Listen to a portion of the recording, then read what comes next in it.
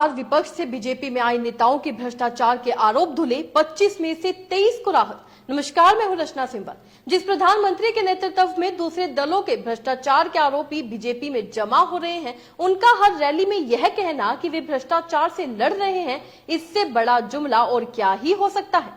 बात सिर्फ प्रफुल्ल पटेल की ही नहीं है, बात उनकी भी है जो ईडी और सीबीआई के केस के बाद भागे भागे बीजेपी में आ गए। पीएम के बयान पर कितना हंसते होंगे ऐसे लोग। क्या रैली में सामने बैठी जनता को पता है कि मंच में प्रधानमंत्री भ्रष्टाचार मिटाने की नहीं, भ्रष्टाचारियों को अपनी पार्टी में मिलाने की बात कर रहे हैं। उनके लिए भ्रष्टाचार से लड़ाई का मतलब है कि विपक्ष के नेताओं के पीछे ईडी छोड़ दो और वह अपने आप भागे भागे बीजेपी में जाएंगे।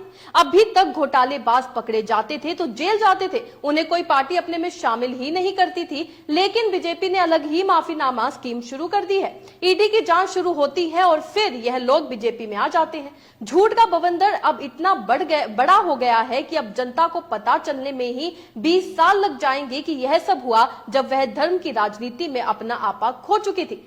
इंडियन एक्सप्रेस की दीप्तिमान तिवारी की यह दूसरी बड़ी रिपोर्ट है जो ईडी का भांडा फोड़ देती है, जिसे पढ़कर लगता है कि जैसे ईडी के पीछे से कोई गिरोह काम कर रहा है जो न केवल चंदा वसूली करता है बल्कि करप्ट नेताओं को भी दूसरे दलों से वसूल कर बीजेपी में ला रहा है। कोई भी इस हेडलाइन को किसी भी भाषा में समझ सकता है जो ये कहती है कि 2014 से लेकर अब तक जितने विपक्षी नेताओं पर भ्रष्टाचार संबंधी जांच चली है उनमें से 25 भाजपा में शामिल हो गए।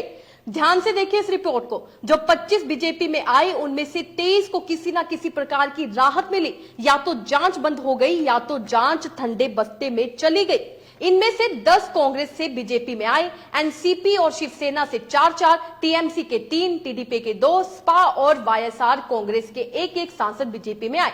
सिर्फ 2 मामले ऐसे हैं जिनमें भाजपा में शामिल होने के बाद भी ईडी की कार्रवाई चल रही है। कांग्रेस की पूर्व सांसद ज्योति मिर्धा और टीडीपी के पूर्व सांसद वाईएस चौधरी के मामले में।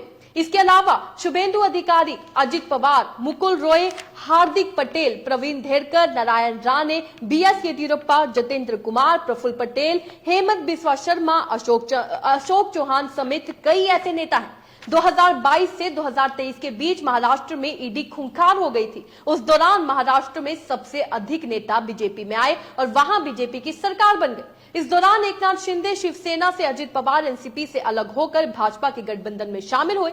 महाराष्ट्र के 12 नेता इस सूची में शामिल है जो दीप्तिमान तिवारी बताते हैं। 11 भाजपा में 2022 के बाद शामिल हुए। यह कांग्रेस, एनसीपी और शिवसेना से है। एक तरह से इन जांच एजेंसियों की कार्रवाई के बाद महाराष्ट्र की क्षेत्रीय पार्टियां खत्म सी हो गई, छिन भिन कर दी गई। शिवसेना और एनसीपी का सिंबल भी कोई और ले गया।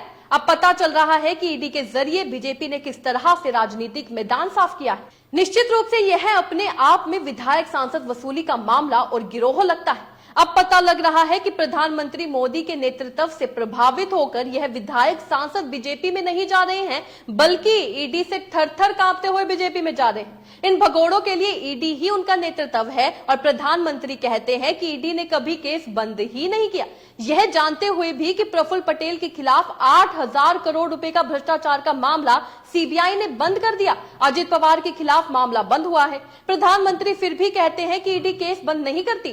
23 में से 3 मामले बंद कर दिए गए जो दीप्तिमान ने अपनी रिपोर्ट में बताया है। बाकी मामले या तो ठंडे बस्ते में जा चुके हैं या तो रुके हुए हैं। दीप्तिमान तिवारी अपनी रिपोर्ट में लिखते हैं कि भाजपा में शामिल हो जाने के बाद से जांच एजेंसियों का एक्शन इन एक्शन हो रहा है। आगे उन्होंने लिखा है कि प्रताप सरनायक की कंपनी के लेन देन के मामले में आर्थिक अपराध शाखा ने जनवरी 2021 में क्लोजर रिपोर्ट दायर कर दी। इसके 1.5 साल बाद वे शिंदे के साथ एनडीए में शामिल हो गए। 8 महीने बाद कोर्ट ने क्लोजर रिपोर्ट स्वीकार कर ली, जिसके बाद ईडी के केस की धार ही खत्म हो गई। एक अन्य मामले में सरनायक पर जांच चल रही है। 2012 में जब ये मुंबई कांग्रेस के अध्यक्ष थे कृपा शंकर सिंह, तब पुलिस ने उनके खिलाफ आय से अधिक संपत्ति का केस बनाया। एफआईआर के आधार पर ईडी ने मनी लॉन्ड्रिंग का केस बनाया। उनके बेटों से पूछताछ की। 2015 में इनके खिलाफ चार्जशीट दायर होती है और कहा जाता है कि इनके पास 95 करोड़ की संपत्ति है, जिनमें से 18 करोड़ की संपत्ति आय से अधिक है।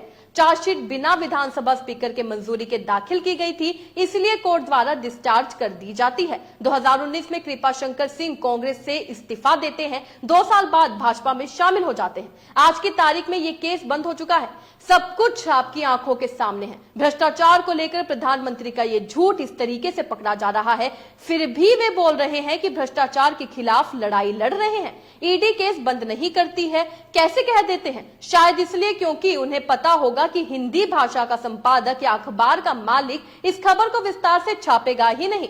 आम जनता को पता ही नहीं चल पाएगा कि देश में ऐसा खेल भी चल रहा है। इंडियन एक्सप्रेस की इस रिपोर्ट को हिंदी के अखबार आपके घरों तक पहुंचने ही नहीं देंगे। आप अंधेरे में हैं, आप अंधेरे में रहेंगे और प्रधानमंत्री की बात पर ताली बजाते रहेंगे। साथियों, 24 के इस चुनाव में अब स्पष्ट रूप से 2 खेमे बन गए हैं। एक तरफ हम लोग ईमानदारी और पारदर्शिता जनता जनार्दन के सामने लेकर के आए हैं, दूसरी तरफ भ्रष्टाचारी, परिवारवादी उनका जमावड़ा है। ये भ्रष्टाचारी मोदी को धमकी भी दे रहे हैं, दिन रात गाली भी दे रहे हैं। अब देखिए क्या खेल चल रहा है। हम हैं जो कह रहे हैं भ्रष्टाचार हटाओ, और वो कहते हैं भ्रष्टाचारी बचाओ। आप मुझे बताइए, भ्रष्टाचार हटना चाहिए कि नहीं हटना चाहिए? भ्रष्टाचार हटना चाहिए कि नहीं हटना चाहिए?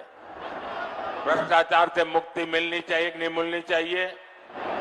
भ्रष्टाचारी जेल जाने चाहिए कि नहीं जाने चाहिए?